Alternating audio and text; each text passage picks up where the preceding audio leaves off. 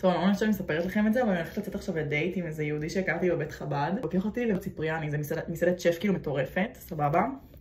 זה מסעדה יקרה פיצוצים, שיש שם כאילו דרס קוד.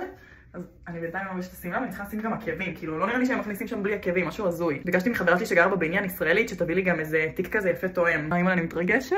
מה אתם אומרים, זה יהיה בעלי לעתיד? לא, את מתרגשת? ורמה, תודה חיים שלי, כן. תראי, זה מתאים לי לנעל. מעלה. נכון? אז כמה זמן אתם מדברים? שלי איזה גבר, את לא מבינה. די. הפצצתי, לא? כן. העקבים האלה, מה זה לא נוח לי? די, אחותי כואב לי. ולהיות לפעמים צריך לסבול, אין מה לעשות. תמנות צמודה, אני חושבת שאני צריכה להחזיק את הבטן. בואי נוריד את זה. לא, מה פתאום להוריד? זה להוריד, משוגעת. את הולכת לציפריאני, נראה שאת מוריד, מה תשימי? סניקרס. מה פתאום סניקרס? אני בוכה, מה פתאום סניקרס?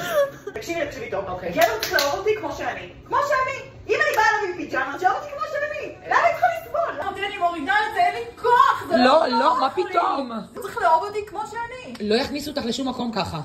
אז שיקח אותי למקום אחר. מה, לא חושבת שהוא צריך לראות מי זאת ליאלה להתחלה? למה אני צריכה לבוא פייק? למה אני צריכה לבוא עם עקבים וסמלה? אם זאת לא אני. ג'אמה. ככה אני הולכת ביום יום ללימודים, ככה אני הולכת לסופר. חד משמעית צריך לאהוב אותך בזכות מי שאת, ולא משנה מה את מתלבשת, אבל חיים, כשאת הולכת למקום מסוים, צריך להתאים את הרף. פאק את.